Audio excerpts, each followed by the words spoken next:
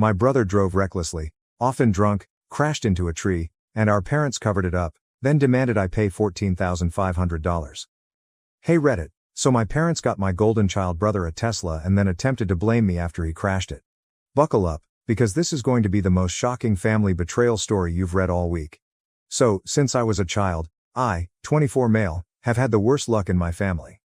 My parents see my younger brother, Tristan, 21 male, as the golden child, capable of doing no wrong.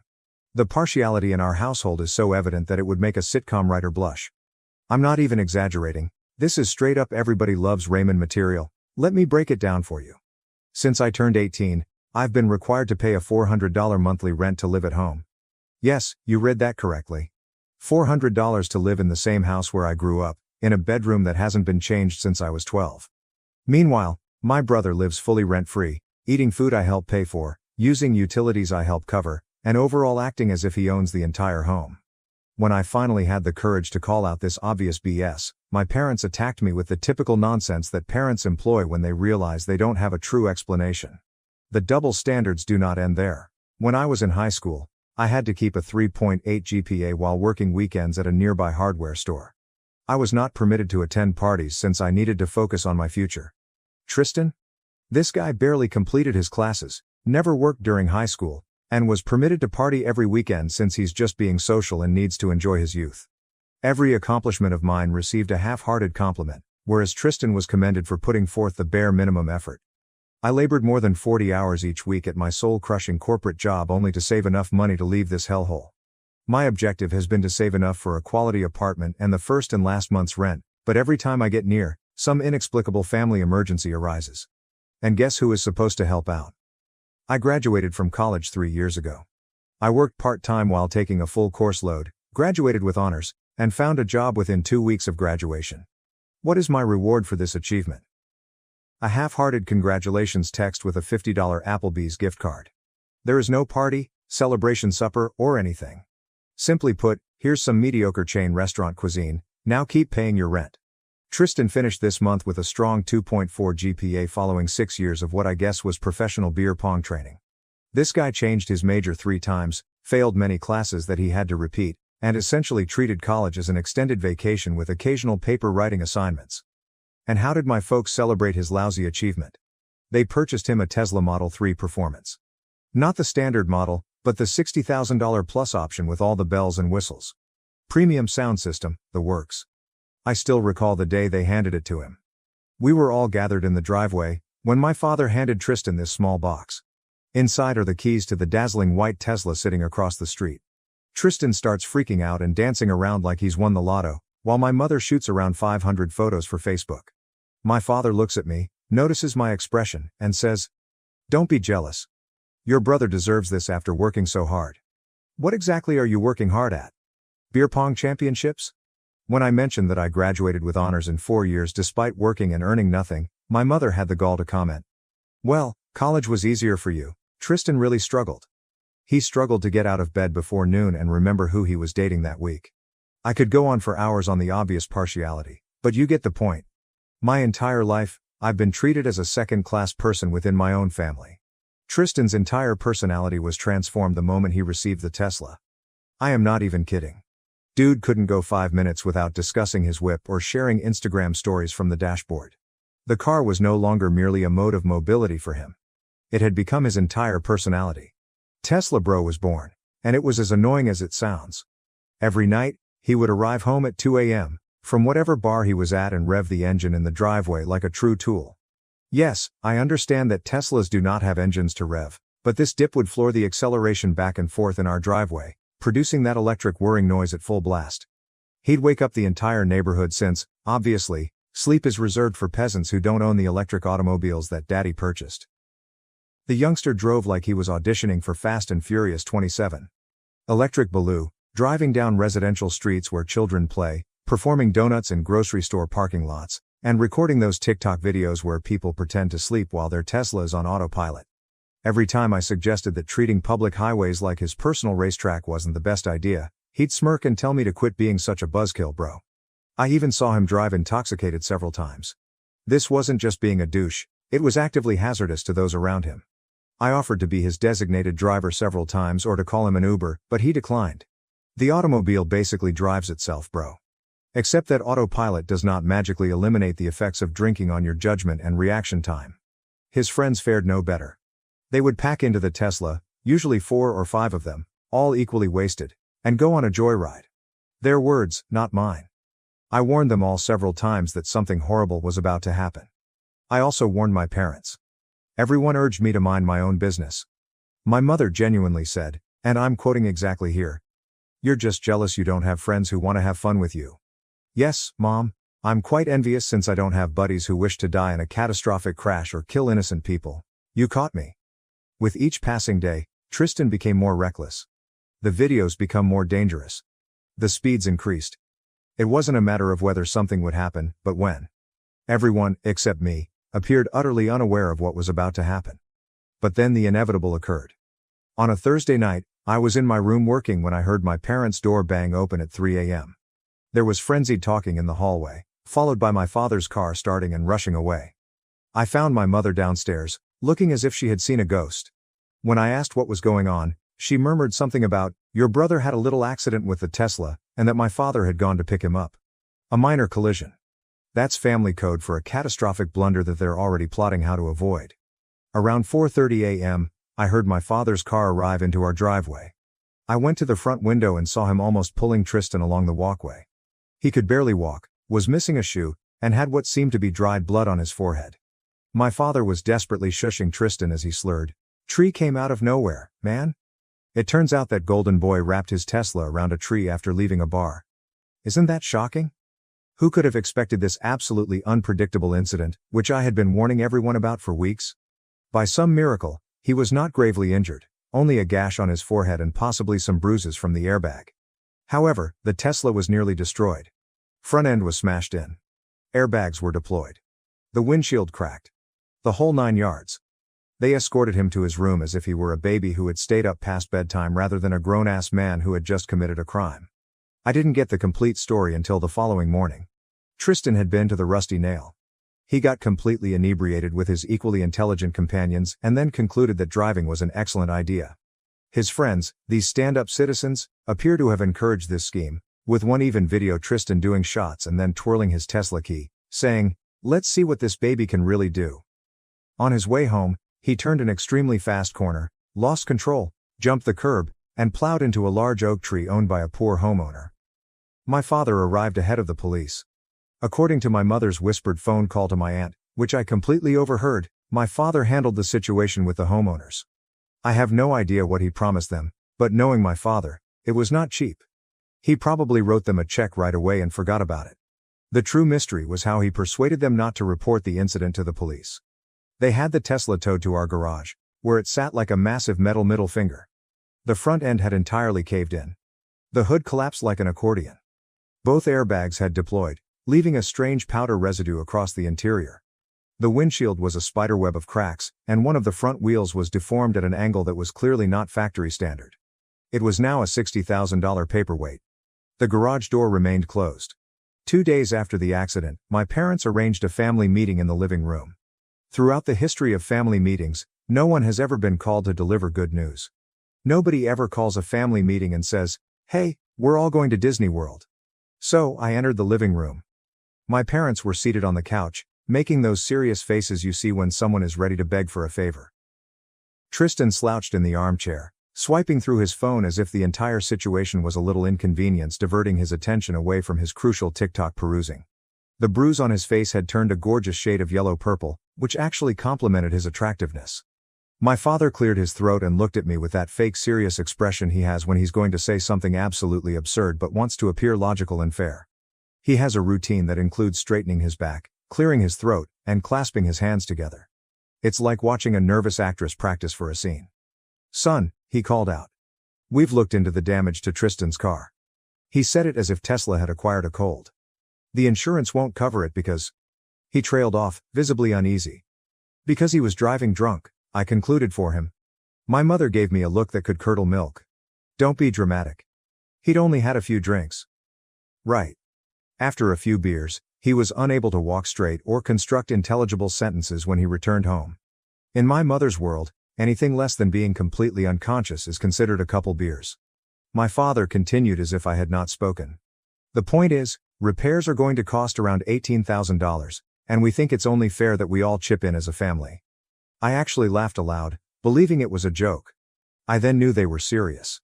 They had the audacity, the ultimate brass balls, to ask me to assist pay for repairs on a car that I don't own, don't drive, and was damaged because he chose to drive drunk and smash it. I couldn't believe what I heard. You want me to help pay for repairs on a car that I don't own, don't drive, and was damaged because he decided to drive drunk? I asked again, just to be sure I wasn't having a stroke and hallucinating this conversation. We're a family, my mother remarked, as if that clarified everything. And you're the only one with significant savings right now. Ah. There it was. They knew I had been saving to move out, and they saw it as a handy way to compensate for their golden child's error. My savings were not for my future. It was simply an emergency fund for Christ's fuck-ups. I get it. How much are you expecting me to chip in? I said, using air quotes around chip in because we all knew that meant pay for the most of it. My father had the decency to appear slightly uncomfortable. Well, your mother and I can put in about $3,000 from our emergency fund. Tristan has about $500 saved up. LOL. Of course, Tristan only had $500 to his name, despite never having paid rent or expenses. That money was undoubtedly set aside for marijuana and whatever pricey streetwear brand he was into that month. So you want me to pay the other $14,500? I completed for him. It was not a question. My dad nodded, happy that I understood. We'll figure out a payment plan. Maybe $1,000 a month until it's paid off. We know you've been saving up. Tristan finally looked up from his phone and added, it's not like you need a fancy apartment anyway. You're always working. The chutzpah of this child could power a small city. He smashes his Tesla, the one I cautioned him not to drive drunk in, and then gives me financial advice on how I should spend my hard-earned money. I got money by working 2 jobs and paying rent to my own parents. That was when I lost it. I laughed again, but not in a good way. It was the kind of chuckle you have when something is so ridiculous that you can't be furious about it anymore. I'm not giving you a single cent for this, I stated, looking each of them in the eyes. Tristan crashed the car because he was driving drunk, and he should be grateful he's not sharing a cell with some guy named Bubba right now. This is his problem, not mine. My parents looked at me as if I had suggested sacrificing the family dog. After everything we've done for you, my mother began, her voice shaking in that manipulative tone she'd honed over the years. The Guilt Trip Express was departing the station. What have you done for me exactly? I was wondering. Made me pay rent while he lives free? Given him a Tesla while I drive a car that's older than his driver's license? Constantly dismissed my accomplishments while celebrating his mediocrity. Please, elaborate on all you've done for me that justifies me paying for his drunk driving accident. My father's face got that distinct shade of red that only comes when someone questions his authority. You will contribute to fixing your brother's car. End of discussion. I stood up, surprised at how peaceful I felt. No, I won't. End of my discussion. The expressions on their faces were priceless. They were so used to me giving in, to being the responsible one who makes sacrifices for the family, that they couldn't accept this new version of me who wasn't going to give up. You're being selfish, my mother said, pulling out the final weapon from her arsenal. No, I'm being realistic, I explained. Tristan chose to drive drunk. He chose to crash the car. That means he can deal with the consequences for once in his life. I walked out of the living room and back to my room, rejecting their request to return and discuss this like adults. The irony of their sudden desire for an adult talk was not lost on me. As I closed my bedroom door, I heard Tristan say, "So does this mean I'm not getting the car fixed?" That kid is always focused on his goals. I had no idea what they would do next, but one thing was certain. This wasn't over. In my family, no is not considered a complete response. It's simply an opportunity to find more innovative ways to achieve what they desire. My parents scarcely spoke to me for the following few days, only asking whether I had reconsidered their gracious offer to let me pay for Tristan's error. I kept my responses short and to the point. No. This resulted in a lot of heavy sighs, slammed doors, and my mother engaging in passive-aggressive behavior by talking about me in the third person when I'm literally in the same room. Some people just don't understand family loyalty, she would say to no one in particular as I ate breakfast 3 feet away from her. You're really subtle, Mom. I saw them whispering a couple times while hunched around the kitchen table, papers strewn out. When I walked in, they would quiet down. This was never a positive indicator in my family. When people stop talking when you walk into a room, you can bet your ass they're talking about you, and not in a way that suggests they're arranging his surprise party. Friday night, I arrived home from work to find my father on the phone with an insurance company representative. He was speaking in his professional voice, which he uses to persuade others that he isn't a liar. I heard language like complete coverage and vandalism claims before he noticed me and took the call into his office. Vandalism claim? That was new. Drunk driving into a tree is not considered vandalism, unless the tree filed charges. I assumed they were grasping at straws, hoping to find some way to get the insurer to pay. Good luck with it. Insurance firms hire entire departments whose sole responsibility is to find reasons not to pay claims. But, whatever. Not my circus, not my monkeys. Saturday morning, setup. Saturday morning began with a boom, literally. I was jerked awake at 7 a.m. It sounded like someone was bashing the crap out of a metal trash can. I stumbled out of bed and looked out my window, which overlooked our driveway, but I saw nothing strange. The noise had stopped. I assumed it was just the garbage collectors being overly aggressive and went back to bed. Approximately 1 hour later, all hell broke loose. I awoke to shouts from the garage. I put on some sweatpants and headed downstairs to see Tristan standing in the open garage, my parents behind him. All three were staring at the Tesla. The car was significantly more damaged than before. And I don't mean a bit more damaged. It appeared that the Hulk had a particular vendetta against it. The windshield had entirely smashed. All of the windows were broken. There were significant damages in the doors and hood. The side mirrors were dangling from cables. One of the headlights had just disappeared. Everything was almost impressive how completely ruined everything was. What the hell happened? I questioned, completely perplexed. Sure, the automobile was messed up from the incident, but this was on another level. Tristan whirled around, his face flushed with apparent wrath. Like you don't know? You did this? I actually laughed. I was asleep all night. I didn't touch your car. My father held up something, a baseball bat. My baseball bat. From my high school days. The one I kept in my closet as a reminder of when I played. Then why was this in the bushes outside? My father inquired, his voice doing that phony calm thing that indicates he's actually quite upset. I responded I had no idea, but my mother cut me off. Don't lie to us. It was my bat, which I had possessed for years. But I hadn't touched it for months. It sat in the back of my closet, alongside other high school sports gear I never utilized. We've already called the insurance company, my father said smugly. They're sending an investigator on Monday. We told them someone vandalized the car out of jealousy. That's when something clicked. Tristan must have stolen my bat and further damaged his already damaged Tesla. He then placed the bat to frame me. The insurance wouldn't cover the drunk driving accident. What about vandalism? This might be covered. Bonus points for exacting retribution on Big Bro, who refused to pay for his error. Now it made sense. I looked at Tristan and noticed the small smile he was trying so hard to disguise. This wasn't simply him being a spoiled brat. This was true malice. He purposely set me up. And my parents were in on it. You're seriously going to frame me for this? I questioned, gazing directly at Tristan. He smirked. Who do you think they'll believe? He was asking. The straight A student with a bright future or the jealous older brother who still lives at home and complains about everything? My parents stood behind him, their arms crossed. A united front, against me. They had already chosen their side, as they always did. It didn't matter that they were committing insurance fraud, which is a criminal. It didn't matter that they were willing to blame me for something I hadn't done. All that mattered was to preserve their golden child.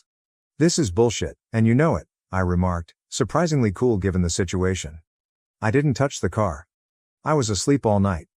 My mother scoffed. We heard you leave your room around 2 a.m. The neighbor's security camera probably caught you too. That was intriguing.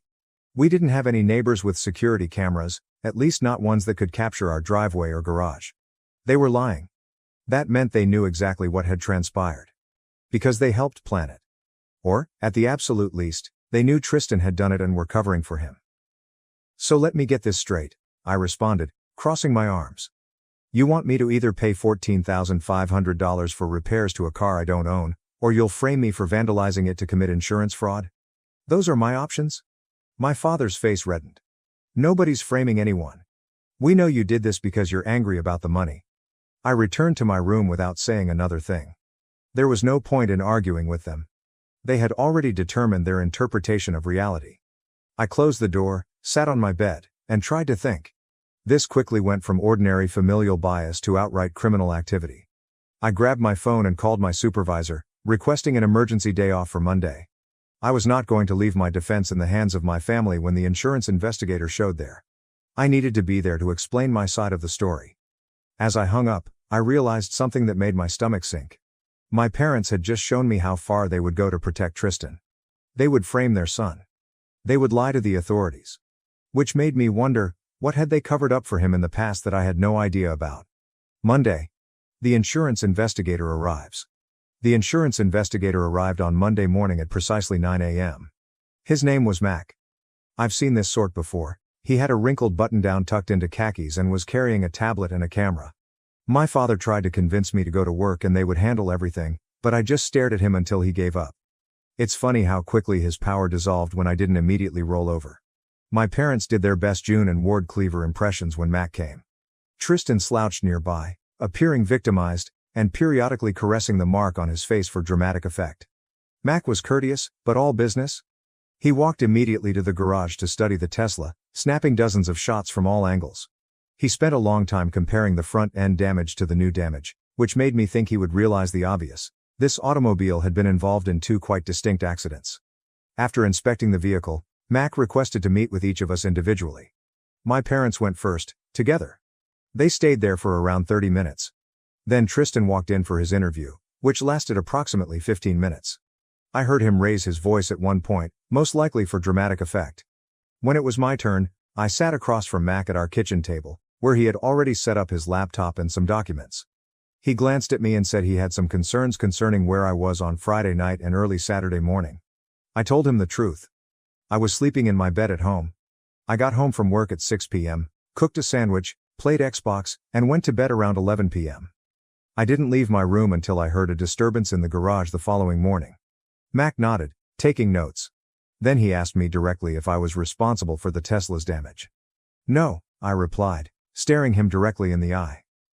And here's what you need to know that they probably didn't tell you. That car was already significantly damaged before this so-called vandalism happened.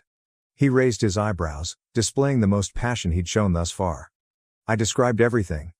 Tristan received the Tesla as a gift after his lackluster graduation. He had been driving dangerously since he received it.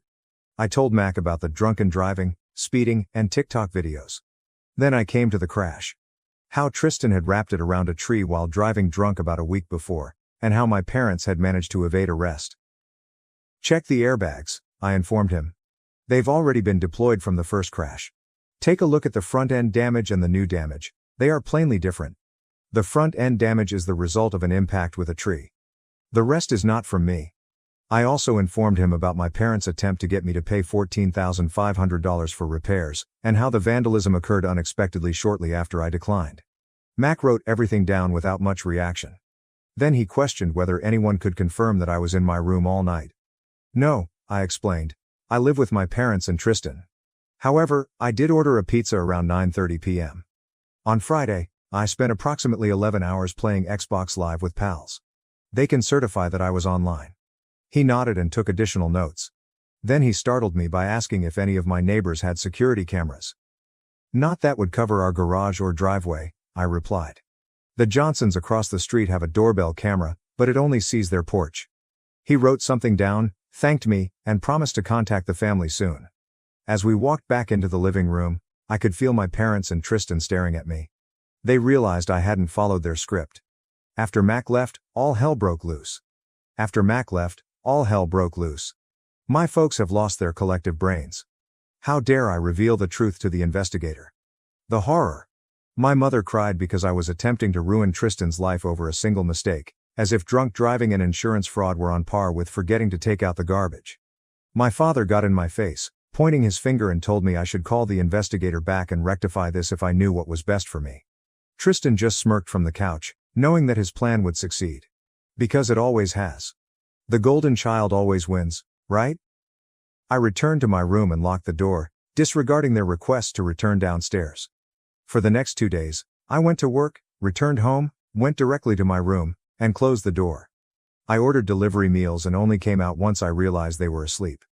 It was like living in a hostile foreign country where I didn't understand the language and everyone despised me. Wednesday. A text from Mac. On Wednesday afternoon, I received a text from an unknown number.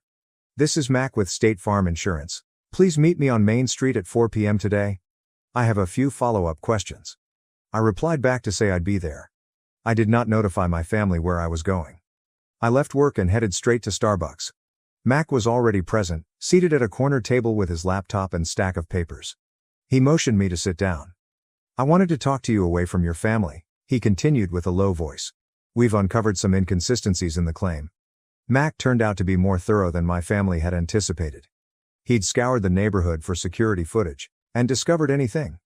Last month, the neighbors 2 doors down installed a new security system featuring a wide-angle camera that covered the majority of the street.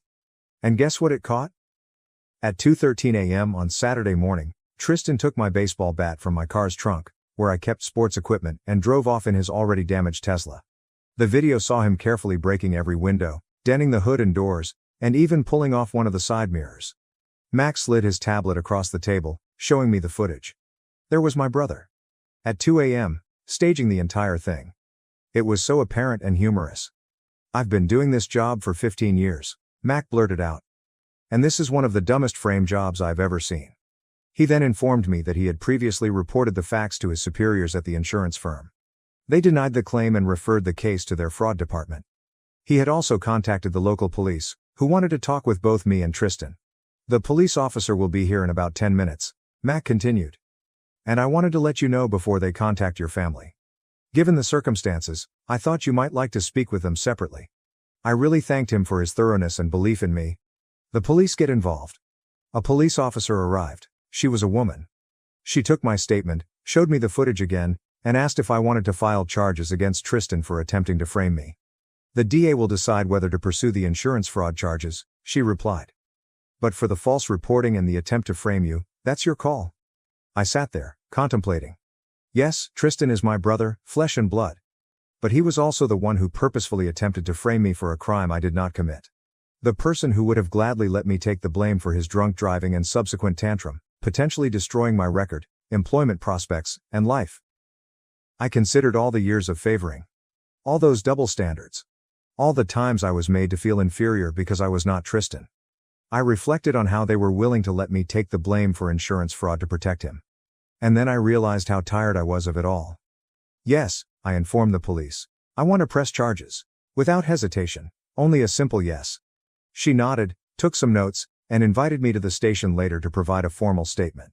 We decided on 6 p.m. that evening. Coming home to chaos. I drove home, getting into our driveway around 5 p.m. to grab a few items before heading to the police station. To my amazement, a police cruiser was already parked in front. Officer Rivera seems to have made good use of his time. Walking into my residence at that time was like walking into a battle zone. My mother was pacing and crying in the living room. Dad was on the phone with someone, hurriedly discussing misunderstandings and family issues. Tristan sat on the couch, looking pallid. He usually had a perpetual smug grin, like the cat who ate the canary and successfully blamed it on the dog. When my mother noticed me, she ran over. "What did you do?" "The cops were just here. They think Tristan might be charged with fraud." I did not do anything. Tristan committed this to himself when he decided to blame me for vandalizing his car. My father hung off the phone and stormed over. "This is ridiculous. We can deal with this as a family. You should contact them back right now and tell them you don't want to press charges." "No," I simply replied. "I'm done covering for him. I'm done being the fall guy. None of you can make me drop the charges right now." The aftermath? A full-fledged meltdown. The fallout was exactly what you would expect. My mother alternated between sobbing and attempting to guilt me into withdrawing the allegations. My father alternated between frightening me and providing money. Suddenly, he could assist me with the rent for a new apartment, if I only made this disappear. Tristan tried to apologize, but it came off as "sorry I got caught," rather than "sorry I'm a scheming asshole." At 5:45, I walked upstairs. I knew I didn't want to return to this place after delivering my statement, so I packed a duffel bag with clothes, my laptop, and some critical documents. When I returned downstairs with my bag, my folks looked frightened. "Where do you think you are going?" my father demanded. "I'm going to the police station to provide a statement. And then I'll stay with a pal for a time." My mother started wailing loudly. "You cannot leave. We need to deal with this as a family. We stopped being a functional family a long time ago," I responded. Maybe we never were.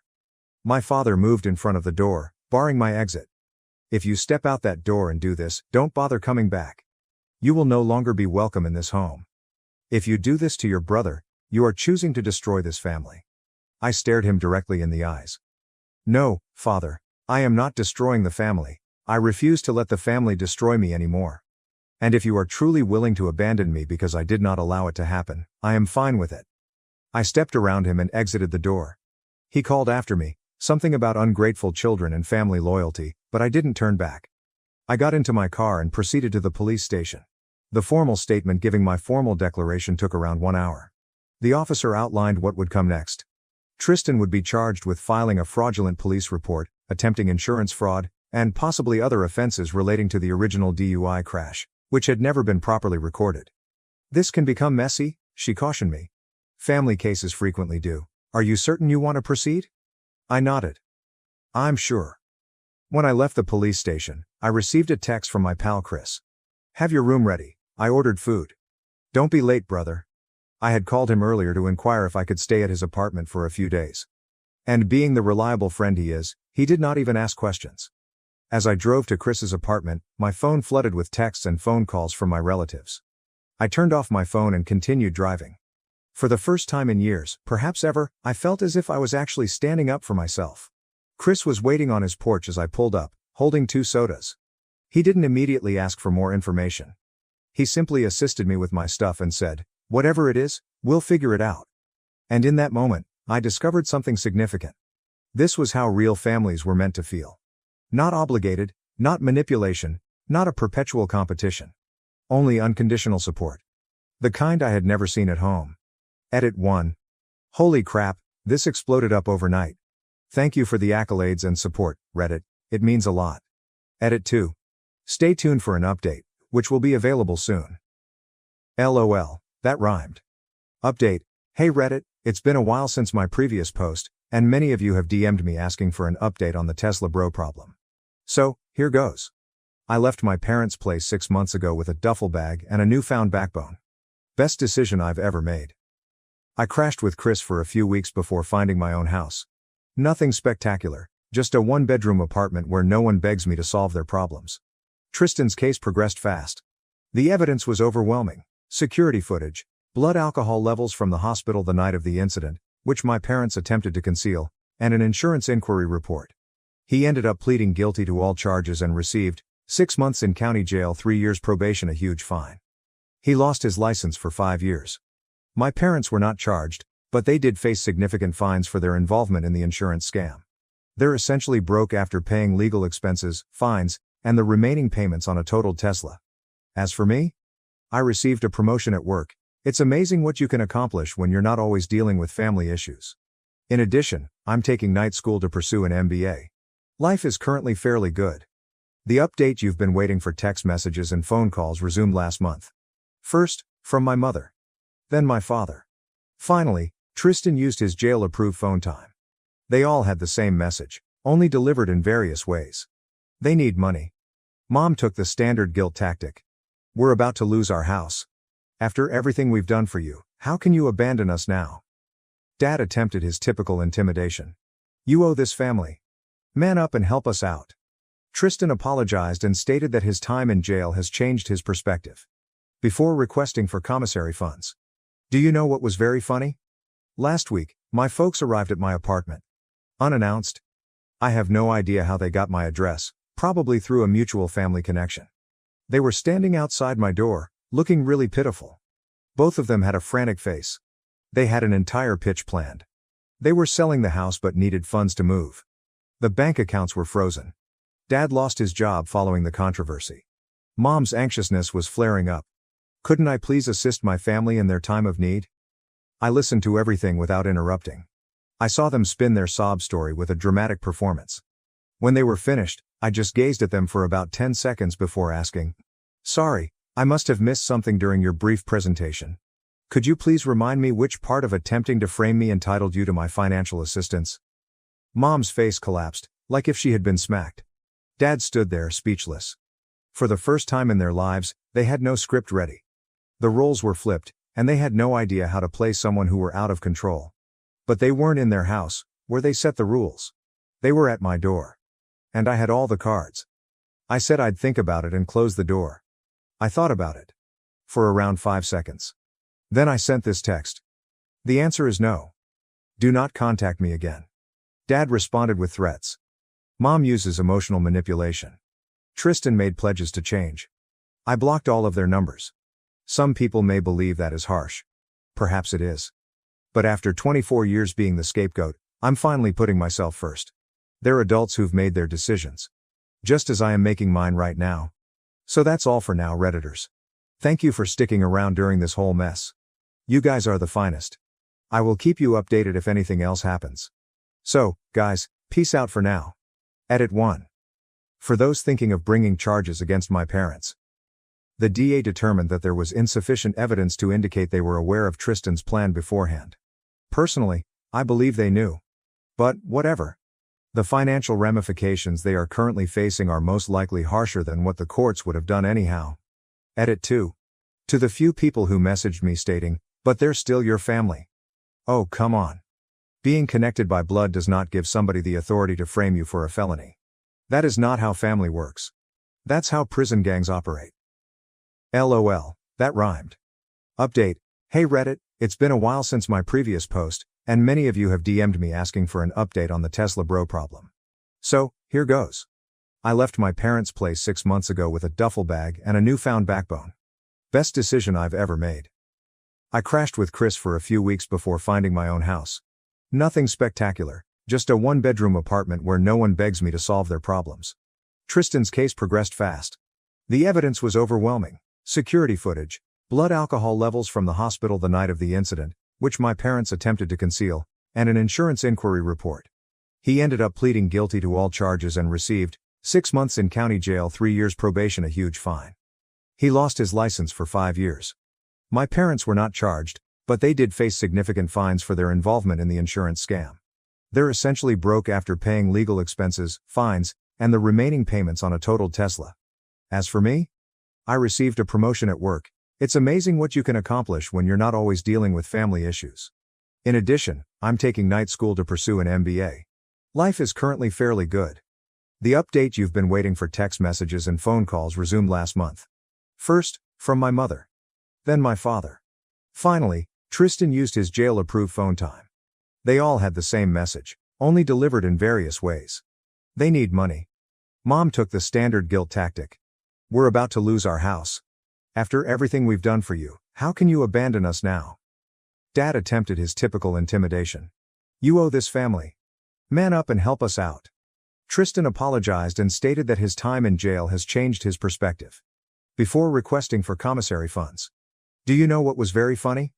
Last week, my folks arrived at my apartment. Unannounced. I have no idea how they got my address, probably through a mutual family connection. They were standing outside my door, looking really pitiful. Both of them had a frantic face. They had an entire pitch planned. They were selling the house but needed funds to move. The bank accounts were frozen. Dad lost his job following the controversy. Mom's anxiousness was flaring up. Couldn't I please assist my family in their time of need? I listened to everything without interrupting. I saw them spin their sob story with a dramatic performance. When they were finished, I just gazed at them for about 10 seconds before asking, "Sorry, I must have missed something during your brief presentation. Could you please remind me which part of attempting to frame me entitled you to my financial assistance?" Mom's face collapsed, like if she had been smacked. Dad stood there speechless. For the first time in their lives, they had no script ready. The roles were flipped, and they had no idea how to play someone who were out of control. But they weren't in their house, where they set the rules. They were at my door. And I had all the cards. I said I'd think about it and close the door. I thought about it. For around 5 seconds. Then I sent this text. The answer is no. Do not contact me again. Dad responded with threats. Mom uses emotional manipulation. Tristan made pledges to change. I blocked all of their numbers. Some people may believe that is harsh. Perhaps it is. But after 24 years being the scapegoat, I'm finally putting myself first. They're adults who've made their decisions. Just as I am making mine right now. So that's all for now, Redditors. Thank you for sticking around during this whole mess. You guys are the finest. I will keep you updated if anything else happens. So, guys, peace out for now. Edit 1. For those thinking of bringing charges against my parents. The DA determined that there was insufficient evidence to indicate they were aware of Tristan's plan beforehand. Personally, I believe they knew. But, whatever. The financial ramifications they are currently facing are most likely harsher than what the courts would have done anyhow. Edit 2. To the few people who messaged me stating, "But they're still your family." Oh, come on. Being connected by blood does not give somebody the authority to frame you for a felony. That is not how family works. That's how prison gangs operate. Thank you for watching. If you haven't subscribed yet, please do so and hit the notification bell to stay updated with more shocking real-life stories happening around you.